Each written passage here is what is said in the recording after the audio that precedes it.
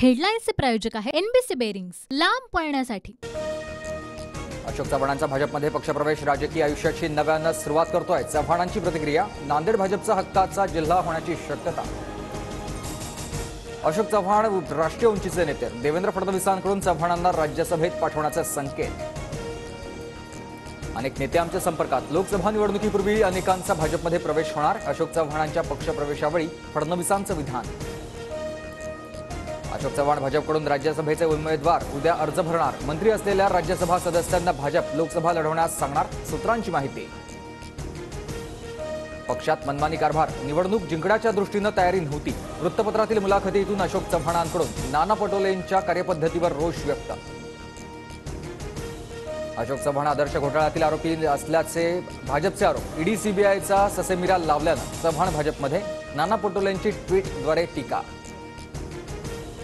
आदर्श घोटाळ्याबाबत भाजप नेत्यांनी केलेल्या टीकांचं काय झालं, संजय राऊतांचा सवाल। तर आदर्शचा निकाल आमच्या बाजूने लागलाय, अशोक चव्हाणांचं उत्तर। काँग्रेस प्रभारी रमेश चन्नीथला आणि शरद पवारांची पुन्हा बैठक सुरू। राज्यभर वज्रमुठ सभा होणार, बैठकीत निर्णय। महाविकास आघाडीच्या जागा वाटपाबाबत पवारांशी चर्चा, चन्नीथला यांची माहिती। भाजपमध्ये येण्यासाठी एकनाथ खडसेंचे प्रयत्न सुरू। ठाकरेंचे आमदार आणि खासदारही भाजपमध्ये येण्यासाठी नंबर लावून बसलेत, भाजप नेते गिरीश महाजन यांचा दावा। अशोक चव्हाण 2 वर्षांपूर्वीच काँग्रेस सोडणार होते। शिंदे भाजपसोबत गेले तेव्हा चव्हाणांनी भाजपसोबत जाण्याची योजना आखली होती, संजय राऊतांचा मोठा दावा। अशोक चव्हाणांमागे तपास यंत्रणांचा ससेमिरा लावण्याचं काम सुरू झालं होतं, विजय वडेट्टीवारांचा दावा। तर इतर पक्षातील नेते पळवून भाजप घरं सजवत आहे, वडेट्टीवारांची टीका। मल्लिकार्जुन खरगे आणि केसी वेणुगोपाल यांचा बाळासाहेब थोरातांना फोन। पक्षातील डॅमेज कंट्रोल आणि संघटना बांधणीकडे लक्ष देण्याच्या सूचना।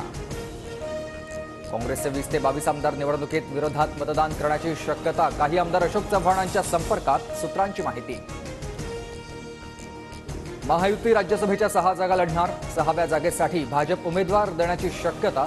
भाजप 4 तर शिंदे आणि अजित पवार गट प्रत्येकी 1-1 जागा लढणार। केंद्रीय मंत्री नारायण राणे देवेंद्र फडणवीसांच्या भेटीला। नारायण राणे सह्याद्री अतिथीगृहावर दाखल। 20 फेब्रुवारीला 1 दिवसीय विशेष अधिवेशन, मराठा आरक्षणावर कायदा पारित करण्याची शक्यता, सूत्रांची माहिती।